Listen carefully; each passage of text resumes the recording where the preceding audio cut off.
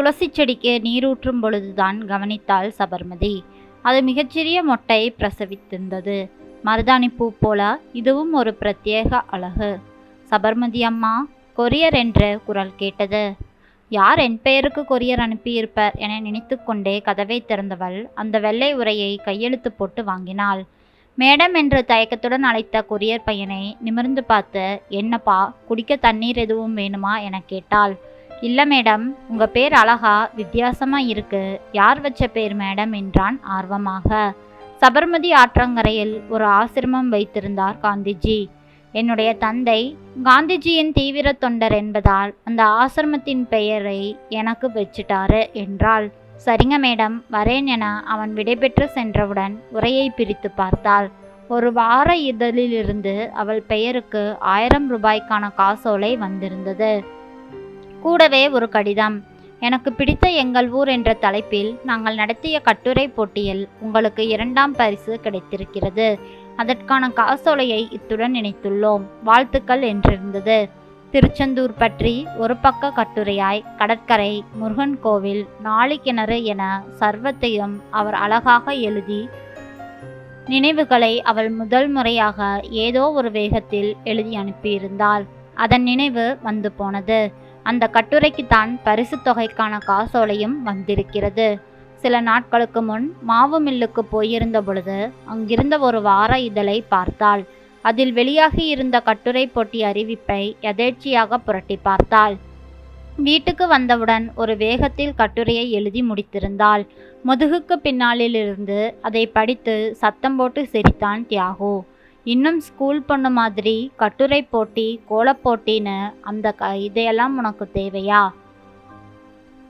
டேய் ராகுல், நம்ம அசோசியேஷனில் குடியரசு தின விழா இருக்குல்ல என கிண்டலுடன் மனைவியை பார்த்து கொண்டே மகனிடம் கேட்டான்.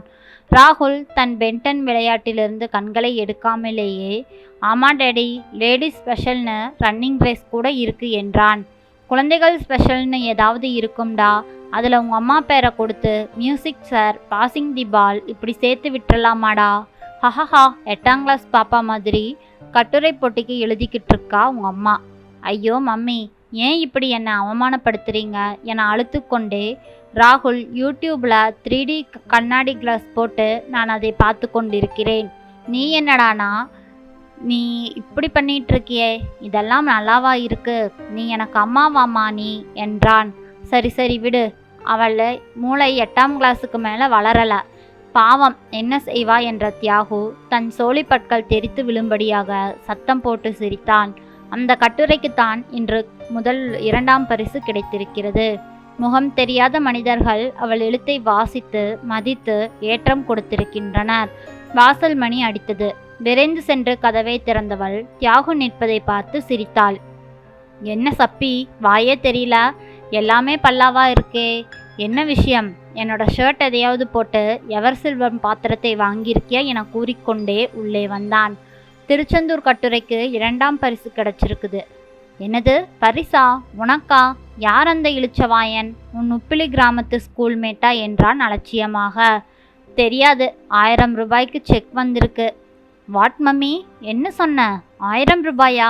காட்டு காட்டு என அப்போது தான் பள்ளியிலிருந்து வந்திருந்த ராகுல் பள்ளி புத்தக பையை எடுத்து வைத்தவன் அம்மாவின் அருகில் ஓடி வந்தான். அதற்குள் காசோலையை கையில் எடுத்து வைத்திருந்தான் தியாகு.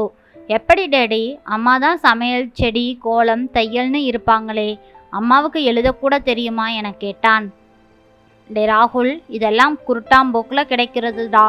அது ஒன்றும் பெரிய பத்திரிக்கை இல்லை, அதை எவன் படித்து போட்டியில் கலந்துக்க போகிறான்? மொத்தம் வந்ததே 3ஆகத்தான் இருக்கும். அதில் பொம்பளைன்னு அம்மாவுக்கு 2nd ப்ரைஸ் கொடுத்துருப்பான் என கூறி அலட்சியமாக மறுபடியும் சிரித்தான். அப்படியா டாடி? அதானே பார்த்தேன். என் வகுப்பில் கனிஷ்கான்னு ஒரு பொண்ணு டாடி, இவிஎஸ் கிளாஸில் எப்பவும் அவள் தான் டிஸ்டிங்ஷன் வாங்குறா. மரத்தை வெட்டாதே மரத்தை வெட்டாதேன்னு அட்வைஸ் செய்வா. டிராஃபிக் நடுவில் இருக்கிற மரத்தை வெட்டாமல் இருக்க முடியுமா டாடி? இந்த பொண்ணுங்களே இப்படித்தாண்டா ராகுல், எப்போ பார்த்தாலும் ஒரே அட்வைஸ்னு நமக்கு டார்ச்சர் தான் கொடுப்பாங்க என மனைவியை மட்டம் தட்டும் விதமாகவே பேசினான்.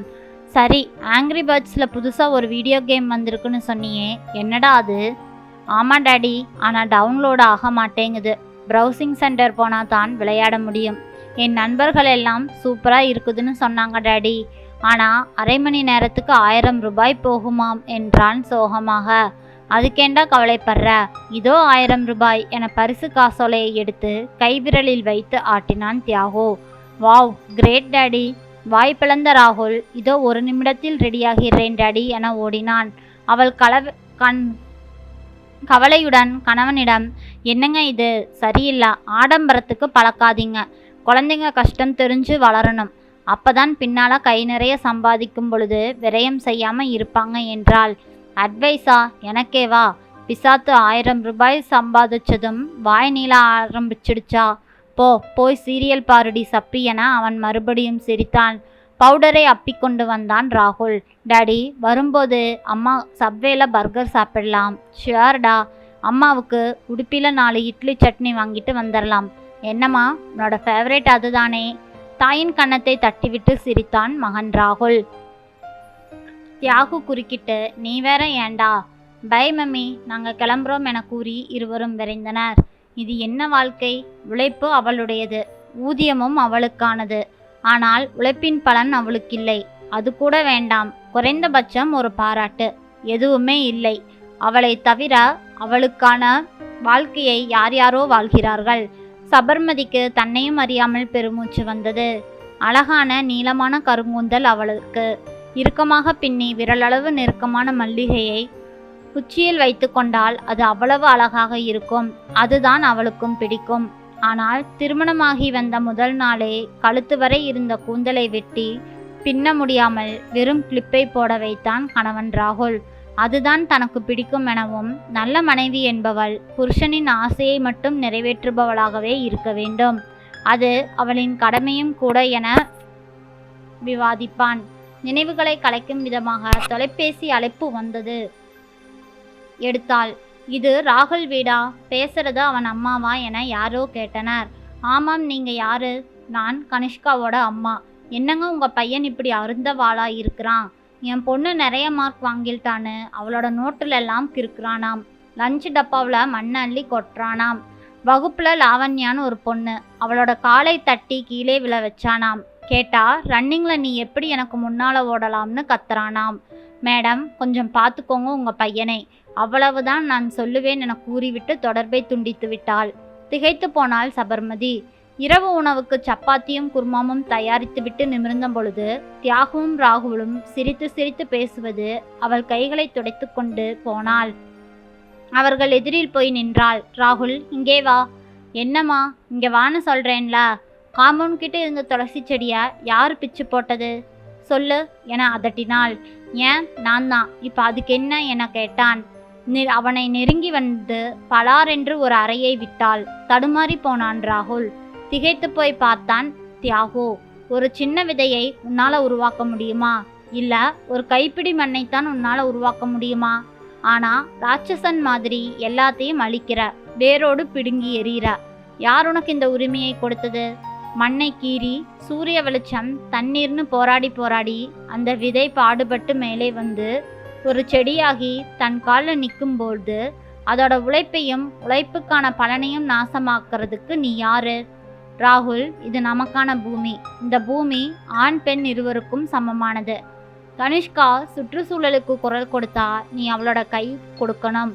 லாவண்யா ஓட்டப்பந்தயத்தில் வேகமாக ஓடினா நீ பயிற்சி எடுத்து போராடி ஜெயிக்க பார்க்கணும்.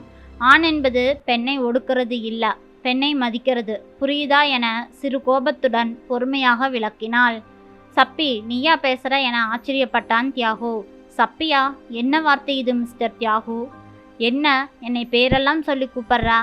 ஆமாம், ஆனால் மிஸ்டர்னு மரியாதையாத்தானே கூப்பிட்றேன் என தொடர்ந்தாள். நல்ல மனைவி நல்ல மனைவின்னு என் தலையில் விஷத்தை தடவி என்னை மட்டம் தட்டியே என்னோட சுயத்தை அழிச்சிட்டீங்க மிஸ்டர் தியாகு. இது என்னோடு போகட்டும். நாளைக்கு மருமகளாக வரப்போகிற இன்னொரு பொண்ணுக்கு இது நடக்கக்கூடாது. ஒரு நல்ல தாயா ராகுலை நான் உருவாக்கணும். கட்டுப்படுத்தி அடக்கி வைக்காம அதே சமயத்தில் கட்டவிழ்த்தும் விடாம அவனை மென்மையான பெண்மையை மதிக்க தெரிந்த ஆண்மகனா வளர்க்கப் போகிறேன். மரியாதையும் மனிதநேயமும் கற்றுத்தரப்போகிறேன்.